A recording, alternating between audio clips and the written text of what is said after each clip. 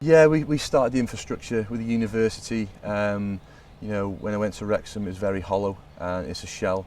They've got fantastic facilities with Collier's Park and the facility in terms of the racecourse, but there was no real vision and direction of pulling it together. So one thing that, you know, myself and David Spender, who was at TNS with me with the physiotherapy, was looking at medical departments, we were looking at the analytical departments, looking at sports science departments, and we really started making inroads with the university, and we've had some fantastic structures up and running and then ready to go this year, which we've done at TNS. And we talk about TNS having a good philosophy, and we developed the philosophy over a 3-year period.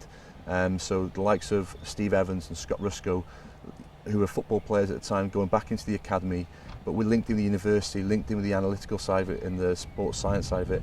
Everything was consistent from first team all the way down to the youth academy.